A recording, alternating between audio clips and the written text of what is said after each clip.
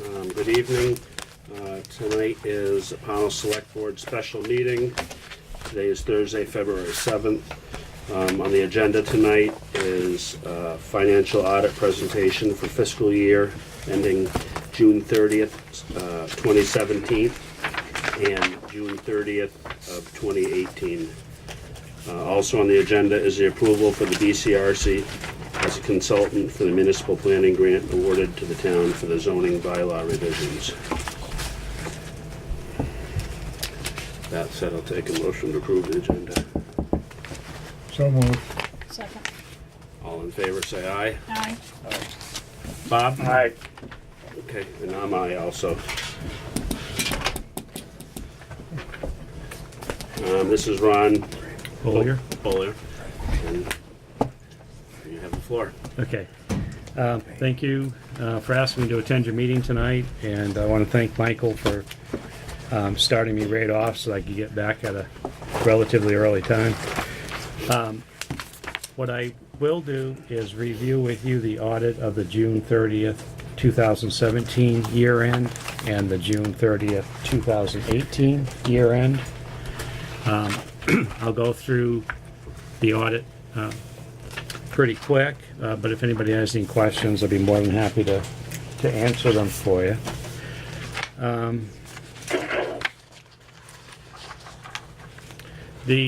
Let's start with the June 30th, 2017. That's in the thicker product that you have, and I think, I know that I did send an email to all the board members with this originally, so you've probably had a chance to already take a look at it. So I'll just highlight a few areas on it.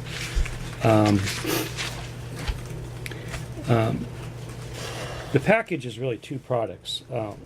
One product is the auditor's report, which is on page 1 and 2. The rest of it, from pages 3 through 35, is the financial statements that belong to management. And when you hire an auditor to audit your financial statements, he or she is looking at your statements and then attaching an auditor's report to it. And that's very important to recognize. Some people think that the auditor is responsible for these statements, but we can't have responsibility. They're management's.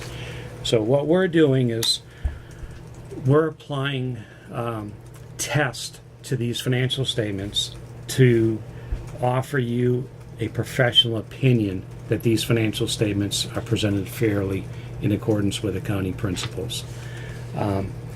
You want that because outsiders are looking at these statements, whether it's a bank, a bonding company, or others, and they don't know if they're accurate or not. They don't know if they've been fluffed up or if they just have a lot of errors in them.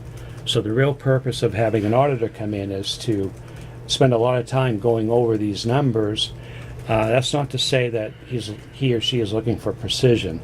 We're not looking for pennies, we're not looking for dollars, but we do have thresholds. And when we do enough testing that's already designed by the American Institute of CPAs for us, when we've done enough, that we can give you our opinion. So that's what we've done. The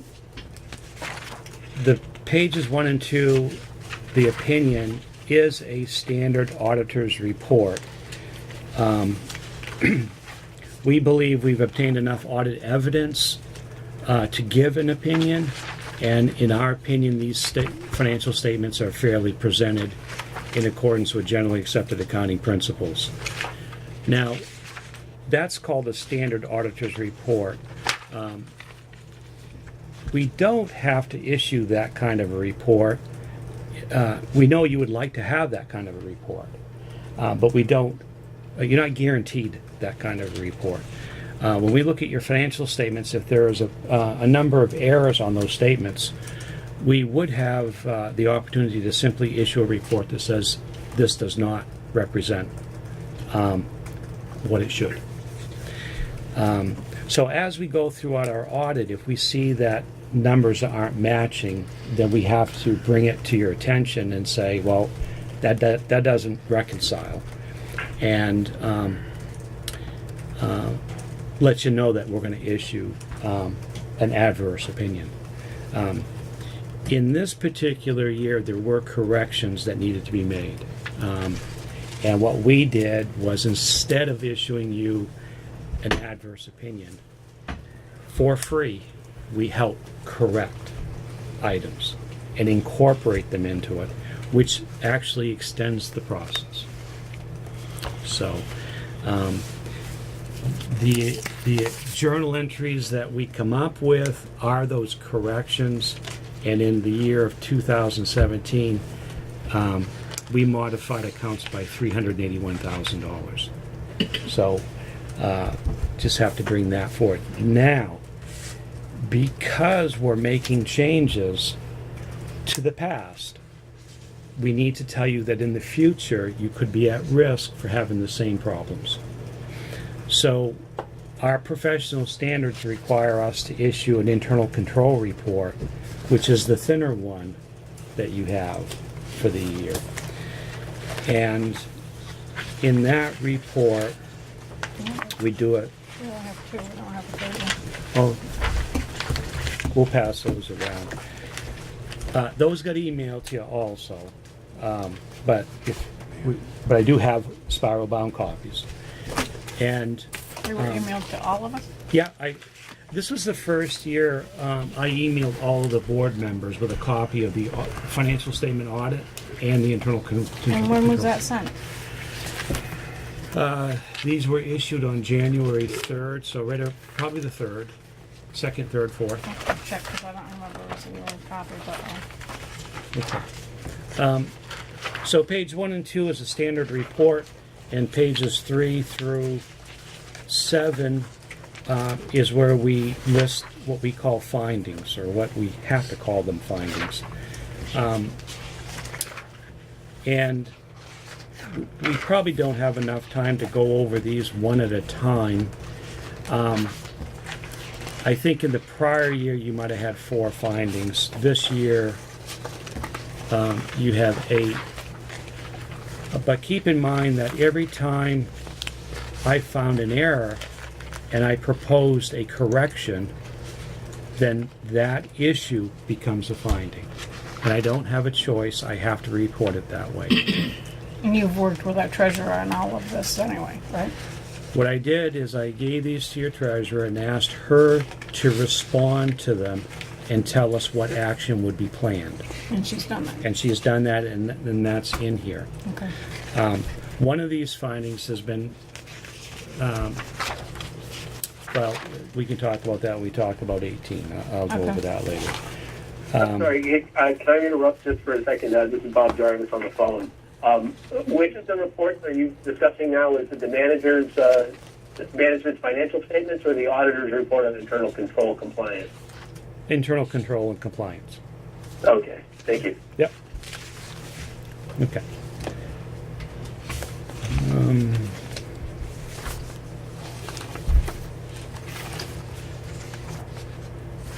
Does anybody have any questions on that situation? No. Okay. This is Bob Jarvis again. So you said that you'd made some adjustments to the tune of $300 and something thousand, and then of course have some recommendations going forward, so that those adjustments won't be necessary should we follow the recommendations. Can we get to? And I assume that the details about those adjustments are in one of these reports. The details of the adjustments were given to management, and it is summarized in a letter to the board, which I passed out tonight. Oh, okay. So I don't have that email. That's So fine. you don't have that one. In the office. But can we just give some examples? You know, we don't want everybody in town thinking, oh my God, we made all these horrible mistakes. Can we give some examples of something that had to be changed? Like, is this a, Yeah, we can. I Which- can do it. which page? I can do an example. Let's go. Are you looking at like a capital lease? Let's go to page principal lease? 5, number 5, backhoe. The backhoe Loan. loan? Okay. So you have a long-term debt, and on your fund trial balance, that long-term debt was posted.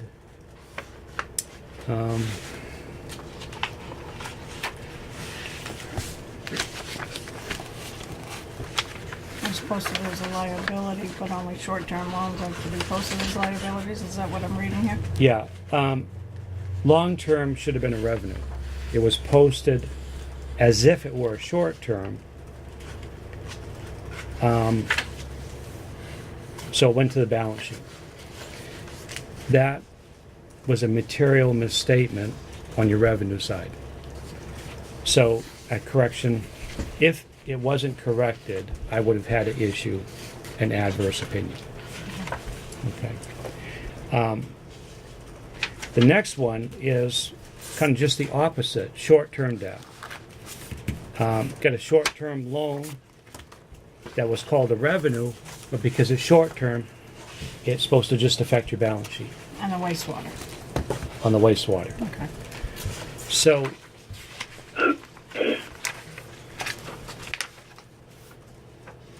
these are special accounting principles for governments. If you have a business, it's different. But today, all accounting principles for governments have their own set of rules. And commercial entities and nonprofits have their own set of rules. So it can be difficult for an accounting department to understand all of these rules for governments. You certainly need a good college education, and if that was a long time ago, you need a lot of updated education because things have changed over the last few years. So I just wanted to mention that. Is that a good couple good examples? I'll give you one more. Capital lease.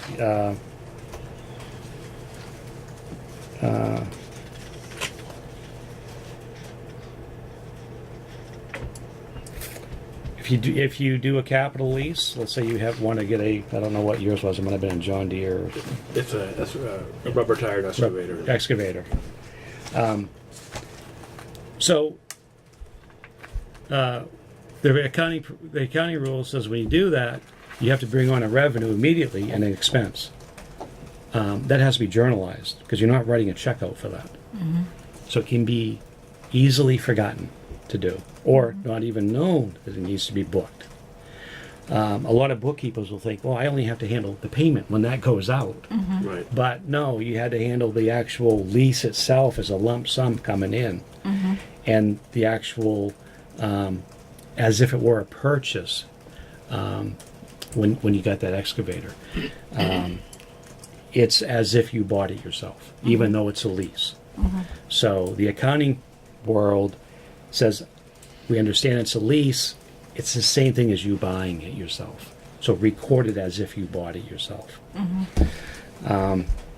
In fund accounting, it's a revenue and an expense. If you're a businessman, it's not. Okay. Okay. So it's very, very difficult. But So I have a these are. Go ahead. Yeah, I mean, these are the things if I run it, because they're big dollar values, I can't say, well, it's okay. I have to say, no, this is a material misstatement. If it doesn't get corrected, you can't have a standard auditor's report. So then we do the correction, and then that leads into the internal control report saying this could happen again in the future if you don't pay attention to it. Your accounting system should be such that any errors are detected on your own before I come in. So that's the goal. Once your treasurer gives me trial balance to start auditing, then it's supposed to be done, and accurate and complete. So you have up until that time to make sure everything is fine. Okay, so a question for future, and I'm sure our treasurer is aware. We're talking about taking over the school buses. If we take over the school buses, we have to have an expense, and then we have to have a revenue coming in to offset. Is that correct? Well, what do you mean when you say we're taking over the school buses? We're doing a ballot article now to take the buses, well, the school board wants us to take the buses. We're in the middle of Act 46. And if we don't take the buses from the town before Act 40, From the school. Before Act 46 goes through, we'll lose our school buses. So they're asking us to take the buses, the town to take them over. So Okay. with the school, So yeah, okay, they would transfer them over to us. yeah. We would take it out of the insurance, and the expenses are gonna come out of the road fund. Road fund. The So insurance. then we need a revenue account. Well, it sounds like maybe the school is donating the buses to the town. Yes. Okay, Yes. so in that situation, that's different. So in that situation, it's not going to affect your fund statements. You have two sets of statements. It won't affect your fund statements, but it will affect your town-wide statements. And that will come in as a donation, as donated revenue, if you will, Okay. and a capital asset. Okay. But you won't have an expense. Okay. Okay. And Just when that making- Quick time, question on, I'm sorry, let me know. Let me know what I'm recommending. I was just going to say, when that time comes, if you would like me to help you with those kinds of transactions that you've never seen before, we certainly can offer consulting work to get it on there correct, so that you're not putting it on incorrect and then having yourself called out at audit time. So that we can do that consulting work throughout the year if you'd like. Okay. Yeah. Okay. Yes. Bob, Right, so, and you were saying about the school buses, again, this is Bob Jarvis. I want to make sure I'm in compliance with the call-in procedures. In order to get that, the proper way to account for that, you had said both revenue and asset, so I was expecting it just to be asset. Is the revenue because we could charge for the use of the buses, or how would it, why revenue, I guess, is my question. Well, anytime you have a donated asset or funds, it's going to come in as a revenue. And in addition, when you said you thought it would only be a capital asset, the accounting is always double entry bookkeeping. So there's always an effect on two accounts on double entry bookkeeping. So if you have to have two accounts, and the two accounts in this situation are going to be capital assets and revenues. Yeah, which will in turn increase the town's equity because of that revenue. So, okay. Okay. Very good. All right. Now, I'm going to kind of just jump ahead a little bit to June 30th of 2018. Same situation. 2 pages are the auditor's opinion, and we've issued a standard opinion where I stated that these financial statements are reliable. In a short version, they're reliable. In this particular year, again, there were errors made, but to a lesser extent, and the dollar value was $95,000 of corrections that needed to be made. So if you will, you had some progress. You went from 9 adjustments down to 5. But it's just the way it worked. In 2017, you had some financing transactions that weren't recorded properly, and then they kind of went away. But so at any particular time, these adjustments could raise, go up or down. For instance, if you do get through this process and you do a new building, that's a new event, and you have opportunities there to do accounting that's not proper. And so it all depends on the year. It all depends on, what activities you're doing that are outside the norm. And that's where I see accounting errors is when, a town does more financing, does more purchasing with leases, does a building that needs to be reported, gets a bond. All these things are unique transactions that are outside that, the day-to-day things are being handled pretty good. You know how to pay bills, you know how to collect revenues, and all that gets processed really well. So this isn't to say that you don't know what you're doing and you're not doing a good job at it. But it is saying that when you have unusual transactions, you don't have the expertise to do it right. Right. Okay. So you're saying basically when we have these events occur, we should really be consulting. Consulting with somebody. It doesn't have to be your auditor. It could be another, consulting accountant. But you really don't want to just let it say, well, I'm going to do something, I don't care, and put it away, and then We'll the fix auditor will in clean it there. up. Right. Because now, when the auditor cleans it up, it becomes a finding. Yeah, and that's the rules that we operate under now. Okay.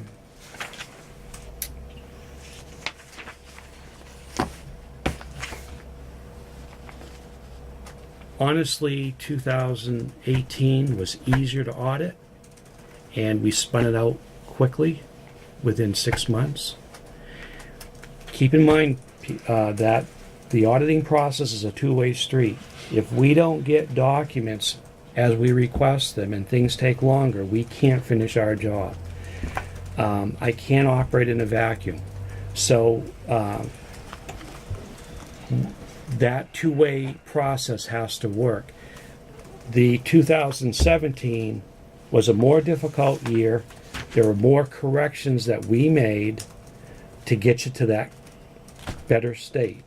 And there were other issues that I think you all are aware of. And we can go over those if you want to, but I don't know if we need to. So, that covers the 2 years. Is there any questions on 18? I've got one quick question again, Bob Jarvis on the phone. Yeah. Just now you referenced that where 2018, I guess you had to do less than a third of the kind of adjustments that you did for the 2017, and 2017 was a lot harder, and that those were somewhat anomalies as far as the kind of things that we were doing, whether it was bonds or purchasing equipment or leasing equipment, and the things that aren't the normal day to day. I assume that the regulations that are in place are to limit our exposure to whatever the I guess is it really just dotting the I's and crossing the T's, or is there some sort of exposure that we have in the processes that we've been employing in the past where you found the anomalies? Is there exposure? Are we lacking the right protections because we're not using the right process, or is it just a matter of we put it in the wrong account? Is it just I'm trying to get a sense of the magnitude of the issues that we had, because it seems, when you look at our budget, first of all, it seems to have crossed over, right? Some of it was in the road fund, some of it was in the general fund. So of that I think you said 341,000, but I don't quite remember. It was 300 and something thousand in 2017. Yeah. Was that mostly in one of those funds? I think we have 3 funds: the wastewater, the road, and the general fund. I can't quickly tell you which is probably most of it was in the general fund, but I can't tell you precisely right now. It would take me time to tell you how many funds. But And then- I can say this, is that these adjustments are material adjustments. So I don't want to minimize these. The dollar values are such that I cannot walk away from them. It's not like I need to move $10 here or there or $100. These were all each by themselves considered material. Right, but what I'm trying to get the sense of is, but they were consistent errors, correct? So, for example, let's say 100,000 of it was all because of one thing that we were doing wrong. We were consistent in how we did it. That's the question. Were we consistent in how we did it, or did we sometimes do it the right way and sometimes do it the wrong way? It sounds to me like it was a training issue, or at least a process issue, and we were following the wrong process.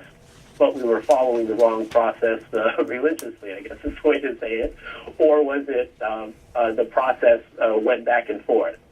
Does that make sense? Yeah. For me to answer that, I would state that the two examples I gave you on loans, they may be similar situations, but the accounting rules are different for these kinds of different loans. And today, the accounting rules are very complex. And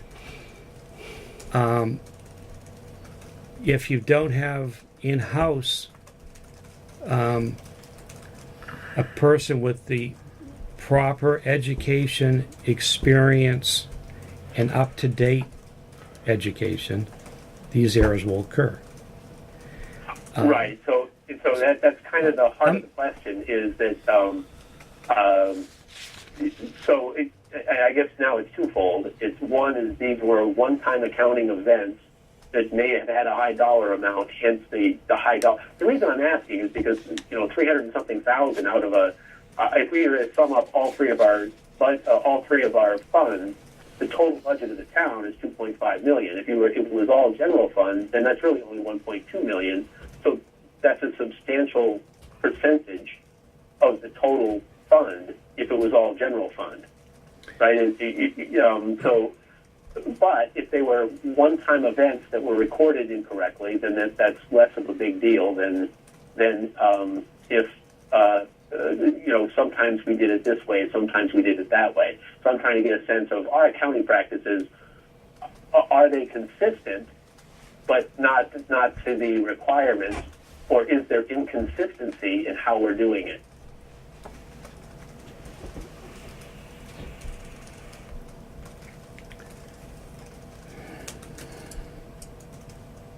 Well, I'm having a hard time answering your question directly. As you can tell, I had a hard time asking the question. So the best I can do is maybe just state again is that these are material adjustments. Each one is, I consider, a separate item. Each one is material by itself, and it should be taken seriously. That whatever was the cause of these, the town would want to fix it so that each one of these doesn't happen again. Will that protect you from having any findings in the future? Probably not. If you utilize a consultant to help you throughout the year, your chances of having errors are going to be reduced. That's the point. If you don't reach out to get the help when you don't have it internally, then you're going to have different things come about. Probably every year. So that would be my best advice to you, to the town. Okay, I hope that helps. I think that's fine. I mean, you could tell I was having a hard time articulating the question. Yeah. And it kind of all went back to my question about the exposure versus doing things perhaps the wrong way, but in a consistent way. But if each one of those, although material, were one-time expenditures and one-time accounting errors, and then they just happen to add up, that's a very different situation than a continual bookkeeping that's a little bit off. And that even that's a little bit different than being inconsistent about the way we're doing recording and accounting for transactions on an ongoing basis. And that's kind of what I was trying to get a sense of, but I'm not sure that I'm really articulating the question all that well.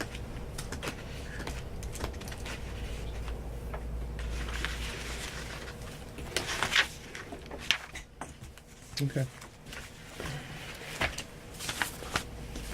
Any other questions?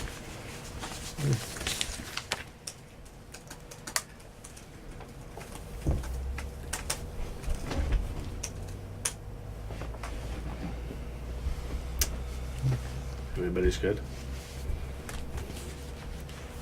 So overall, we did a good job. We need some room to work. How would Yes, you rate us?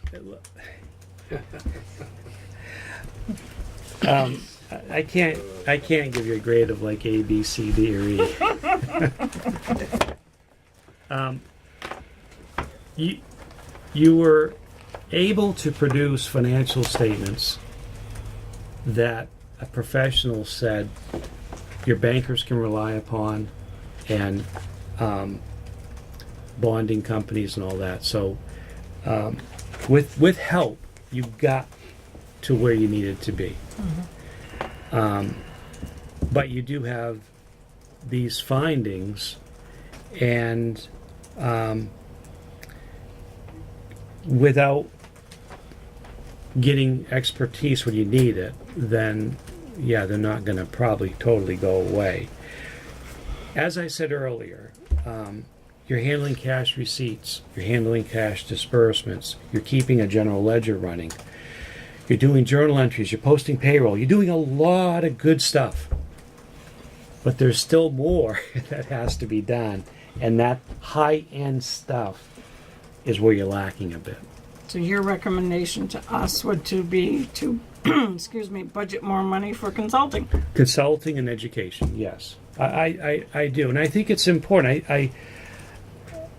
I think it's money well spent, because you want to have an accounting system as tight as possible, because you are a town, you are managing other people's money, and the people expect it.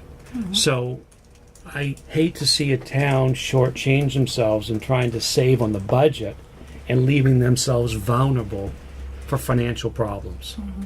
So please take it very seriously. And yeah. I was going to mention one more thing that I don't know if it slipped my mind.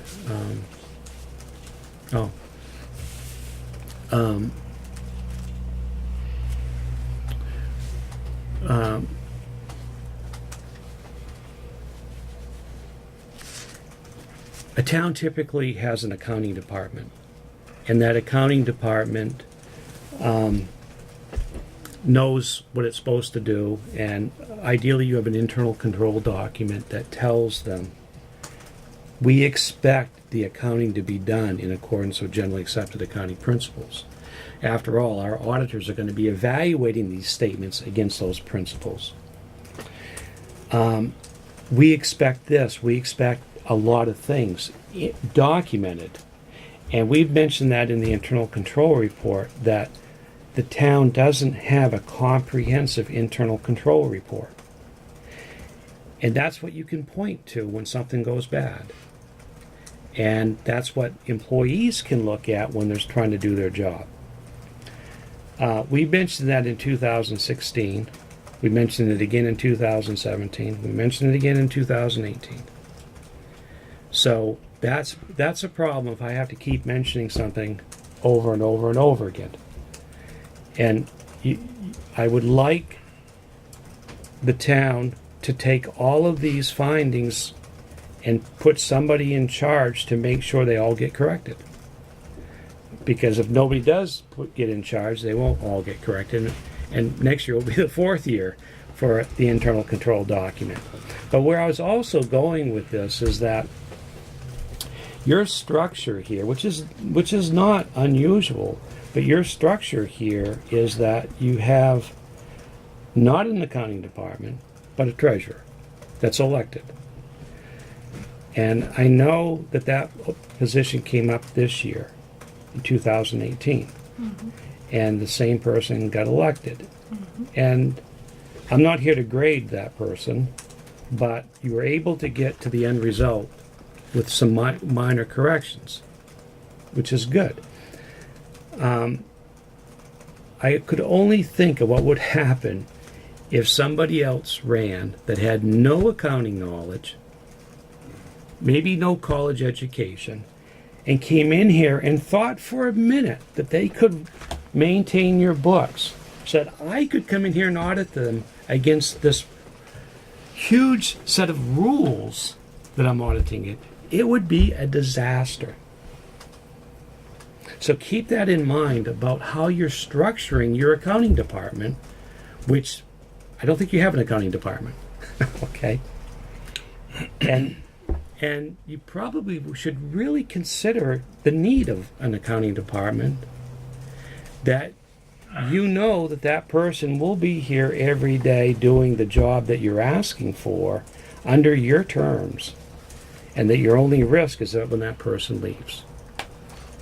But right now you have a risk, I think, of a what's it, 3-year? Yes.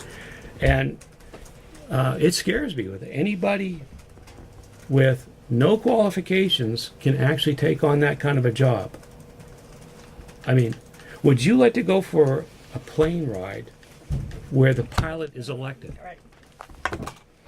I don't think so. Well, we have the same thing with our town auditors. They're elected and they don't have to have any qualification. That one doesn't bother me because I consider that your town auditors to be internal auditors. You're still having an annual independent auditor come in. A lot of places don't have internal auditors. So whatever you have is better than nothing. Because a lot of places don't have them. Mm-hmm. But you have a professional coming in at the end of the year doing your audit. So I'm okay with that being elected. I am. So you're suggesting that we hire an accountant? Yeah, I think I am. And what are the fees for an accountant? Well, I think What's that going to cost us? I don't think. I think you should evaluate the situation based upon what I just said, and it would take some time. It would take some planning, discussions, and maybe you need a committee to evaluate this. And possibly you went through this process when you hired your town administrator. It's kind of the same philosophy, I think. Mm-hmm. We also have, the League of Cities and Towns, and I'm sure would be able to Yeah, guide us, I think, or maybe give us some direction there. What And- other towns have done.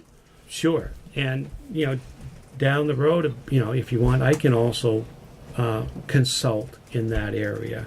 You work with other small towns in Vermont, right? Yeah, we do. Do most small We do- towns have we an do. accountant? It all varies. And unfortunately, and this isn't, I don't care what state, Maine, New Hampshire, Vermont, is that the statutes that were made years ago set up the structure. Mm-hmm. But that was before we have the accounting rules that we have today. Correct. Mm-hmm.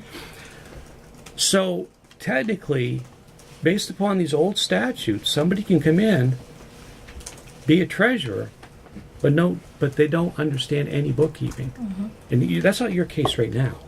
It's not our case. It's not your case, right? No. But that's setting you up for failure. There's nothing to prevent you from saying, we want an accounting department or we want an accountant. And this is what we expect from that person. And we want that consistency. We want that to be here every single year. Because that's the department that gets audited. You see? It's pretty hard for you to tell an elected person what to do or what not to do. Because they don't, tell me if I'm wrong, but they don't answer to the board. They answer to the voters. No, the answer to Okay. the voters, yes. You're So right. that's, and I don't want to say that what I'm talking about has any reflection upon the person that's the treasurer right now. Okay. Okay? That's not what I'm trying to get I at. understand. I'm not saying that your treasurer isn't doing a good job. As a matter of fact, I think she does a terrific job. Okay? But the town's risk is elevated because of this. And I know that in this you have times where you need an audit done, you need it done quick, it needs to be done right. It might be going out for a bond or things like this. And forever, what would happen if that need came about 2 years from now and the wrong person was in that position? Jeopardize. Would jeopardize that whole situation. So, Some towns are doing appointed treasurers.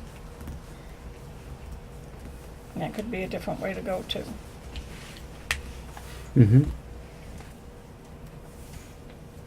yeah, it's certainly it could be. To me, a treasurer is somebody that moves money. When you have extra funds, it needs to be invested. And that person handles that money transfer. That person is an oversight maybe on the checking account and all the different bank accounts. Those functions don't necessarily are different than accounting. So it's not that elected position isn't valuable. Right. It could be valuable. It's just that I think a lot of places have tried to take that elected position and delegate the accounting process on that person. And that's, That's tough. I think in your situation, your treasurer has been very receptive to doing what you want done. I have some towns where the treasurer says, I'm not doing that. I don't have to. Because it doesn't say that in the statute. So I'm not going to do it. And then you've got a big gap in the accounting system. And I can see that. So anyway, that's what I wanted to mention. Anybody else have any other questions in regards to the audit? Thank you. Ask a question? Mr. Chairman, someone in the audience like Yeah, you this. can introduce yourself. And Harry Percy. I guess my question is, does the select board, or can the select board set a procedure up which the treasurer would follow even though the treasurer is elected? I don't know how that, it sounds like we're lacking a procedural thing somewhere. As he said, elected officials do not answer to this board. It's run by statute, but I didn't know where, somewhere. I think a question like that has to go to the league. You certainly can ask them to do whatever you'd like, but are they, must they do that? Then, not like an employee. Right. An employee says no, then you say, bye. We need it done, you can't do it, goodbye. Without a policy and procedure for a job, then how do you, that sounds like where we're missing, what we're lacking, besides possibly an educational part. from what you're,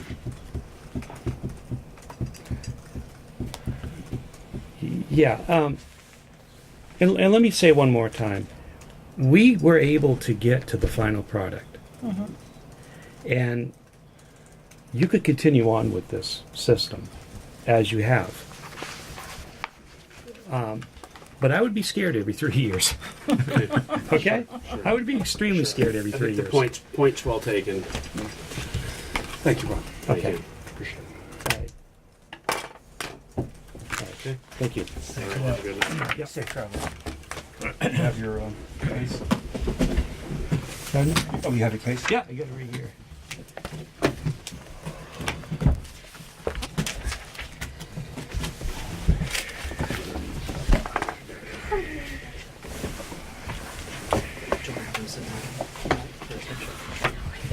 What is she doing? Go ahead. Thank you once again. Safe All right, travel. take care. Yeah. Take it. So next on the agenda is the approval of the BCRC as a consultant for the municipal planning grant awarded to the town for the zoning bylaw revisions.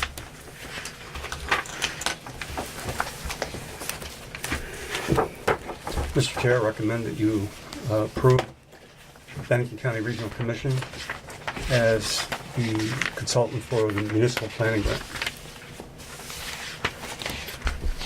So, can I just ask a question, Michael? Sure. The bids were due when? Look at that. I'm looking at the January 14th at Yes, 5 p.m. 5 p.m., yes.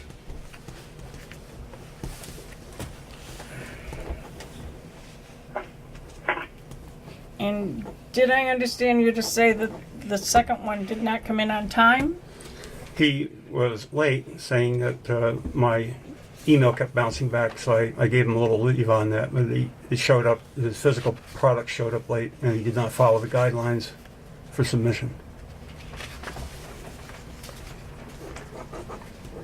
So Bob, I'd like to ask, when you say it didn't follow the guidelines, the only thing I've heard so far is that it was late.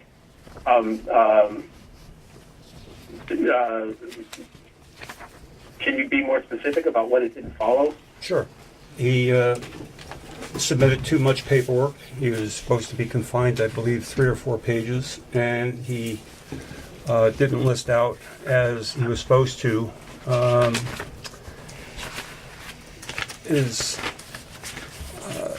He did full on. I gotta find it first. Well, from what I'm looking at, it looks like he's got a cover letter and a resume. Yeah, he does. And It then he- didn't follow the guidelines. Guidelines were required to. We go to the guidelines. Let me find it for you. You're talking about the submission requirements that I have here? Yeah, Would you like me to read them? please do. It says submission requirements at the top. All responses shall include a cover letter of interest, statement of qualifications and staff qualifications, summaries of 3 relevant projects, and a page limit of 3 pages. All information submitted becomes property of the town upon submission. The town of Pownal reserves the right to issue supplemental information or guidelines related to the RFQ, as well as make modifications to the RFQ or withdraw the RFQ. Respondent should submit 1 digital PDF and 1 printed copy of the proposal by Monday, January 7th at 5 p.m. Michael Right. Walker, Town Administrator. If I could, it's Bob Jarvis on the phone again. I noticed that too. What we posted on our website and what we put in the newsletter and everywhere else, or in most places, was January 14th. Mm-hmm. But then if you clicked on the link actually said January 7th. But I think in fairness, we're using January 14th. And he didn't meet the requirements of the bid. I mean, I'm just going by the simple fact that if the guy can't read the instructions, I'm not going to recommend him. Can I would like to propose that we go into executive session to talk about the requirements, or to talk about the submission. On what basis? Well, because I think to talk about it, we actually need to read some of the information in the cover letter and in the resume. So is that a ground for executive session? It certainly was. It is if we're given a contract. So it would fall under contracts. Yeah, it's under contract.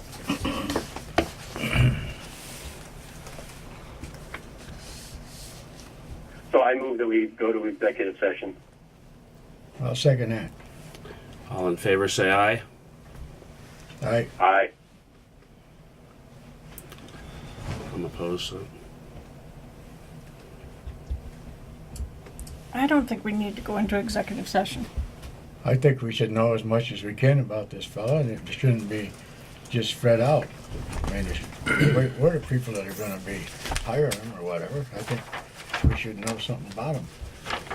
Well, the I know first what the guy, BCI Michael's not recommending the one you want to talk about, right, Bob? No, I'm not. In addition to which, the experience of the commission blows them away. So, I mean, if we're going to set a precedent by which we're going to give contracts to people that don't follow the instructions, that's setting us up for some problems in the future. Simple instructions. Mr. Chairman, I'm willing to speak on this if you'd like. Go ahead. Come up and announce your name. Mike Slattery, I'm chairman of the Planning Commission. Thank you. Couple of things before you go into your executive session, which you only have a two-person vote. You need 2/3 to go to executive session of people present. In hiring the BCRC as a consultant, you have some known commodities here. They're eminently qualified, as Michael said. Even comparing, and I looked at both resumes, comparing them both, I like the qualifications better.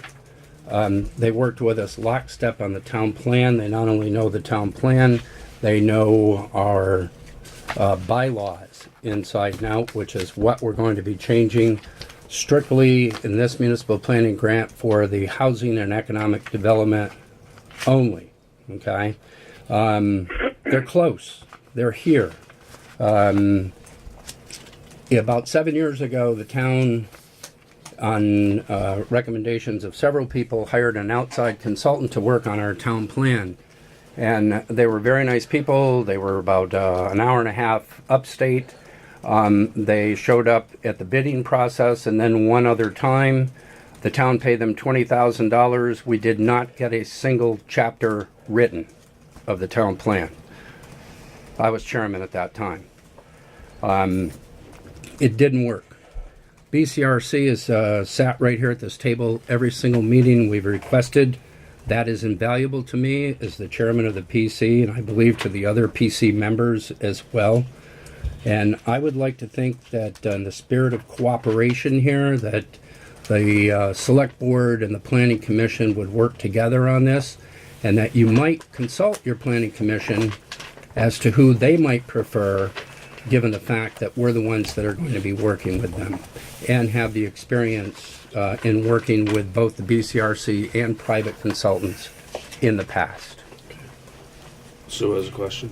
Well, not just a question, but I just want to give some more information that I don't think everybody knows.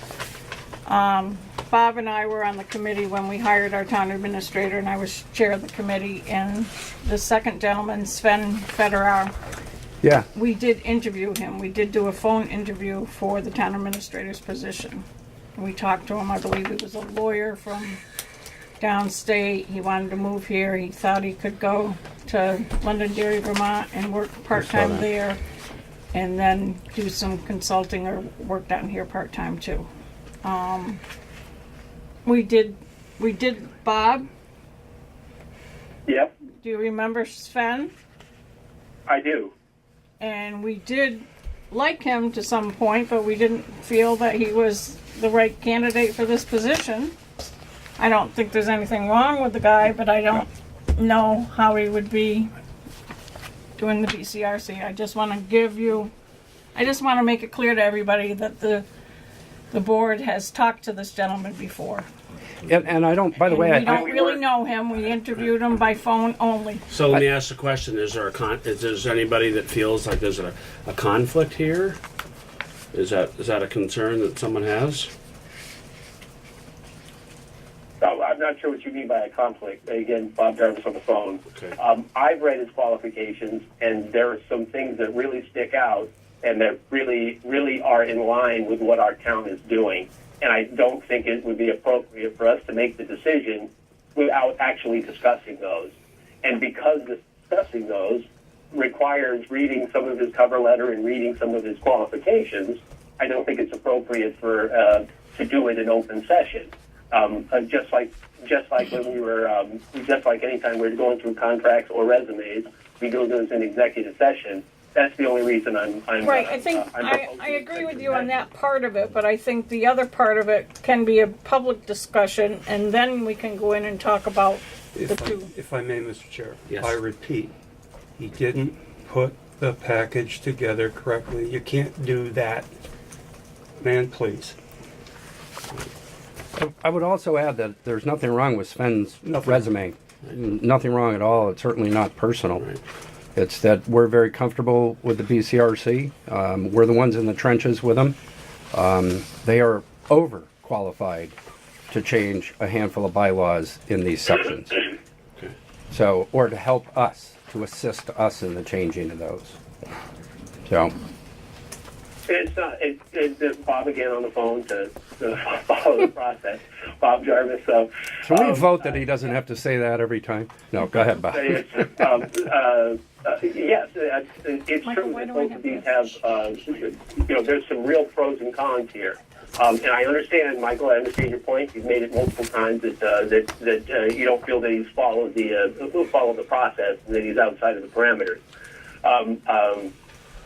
But there's some things that I believe we really need to talk about here, and in comparison to some observations we have from our own departments, from our own committees.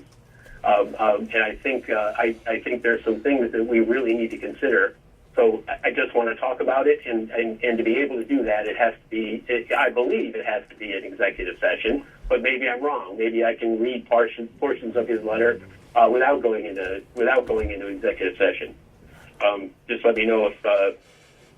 I guess is that doable? I mean, are we saying that we're not going to go into executive session because we're not going to get a third vote? I haven't heard anybody say that. I just didn't feel that it needed to go into executive session. Well, excuse me, I was out of line. I said that because you had 2 and 2. And you need... Sue didn't you say need, anything. I Well, haven't no, it voted. wasn't 2 and 2. It was Oh. 2 and waiting Okay, for. I'll stay out of that. That's I don't think anybody Mike, go voted. back and sit in the chair. that's beyond my pay scale. I apologize. It's beyond ours, too. And by the way, Bob, just as an aside, I understood your question to the auditor. You really wanted to know if the select board members could go to jail for those infractions. I think that was it, wasn't it? I'm kidding. Yeah. Back in the corner. Exactly. I was actually asking what kind of risk do we leave our town at? Was really what I was asking. Are these things that are we're just not dotting the i's and crossing the t's, or are they things that really put us at risk of financial problems? Yeah, I thought it was a good question. I was just kidding you. He was joking.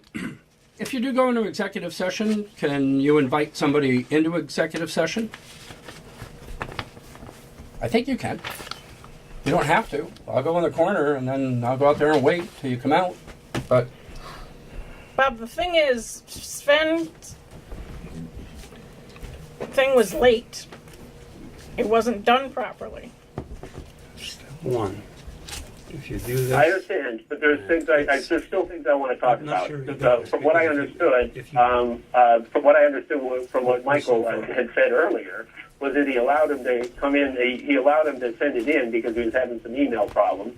It says on his cover letter that he sent this in, that he sent it both electronic and snail mail. So if the electronic came in on the 14th and the snail mail came in a couple of days later, but I don't have the details. I mean, I don't have any details. The only thing I have is Michael, you telling us that it was late, and that was the only thing I had until today. And now today, it's you gave us a couple of more things that were outside the parameters. Well, I didn't have an opportunity to give you the parameters last time, sir. The the simple fact, if you do this, you really open yourself up from now on. You really do. I mean, step one, follow the instructions. You can't follow the instructions and you're going to give the guy the contract. You're really going to open yourself up.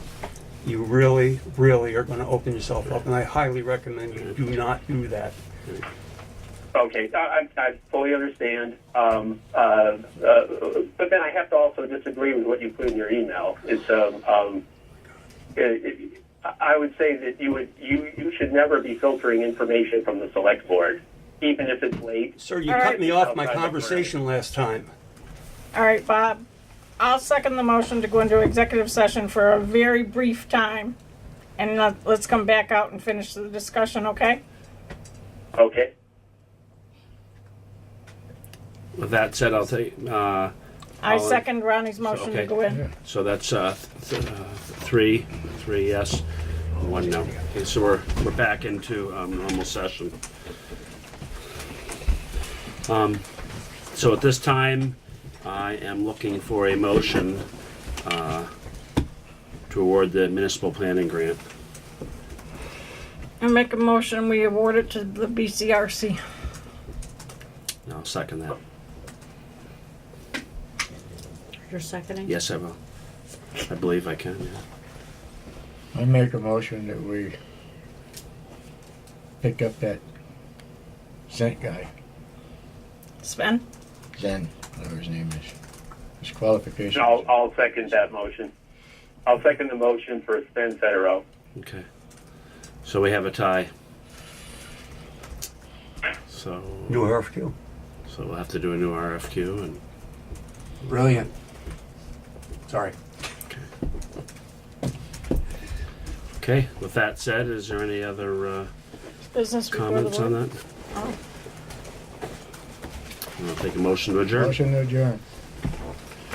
You want to give us details on your executive session? You can do that if you choose. It We doesn't have just- to be kept We secret from the discussed public. we discussed the two candidates and we voted for whichever one we wanted. We went back and forth on their qualifications. And that was it. That was That it. And you went into executive session for that. Okay. In order to talk about in order to read some of the qualifications, I think that it seemed appropriate. That's what we've done in the past when we're talking about resumes. So I have They're a in the public domain. I have a motion and a second to adjourn. That said, all in favor? Aye. Say aye. Aye. Aye. Aye. Bob's.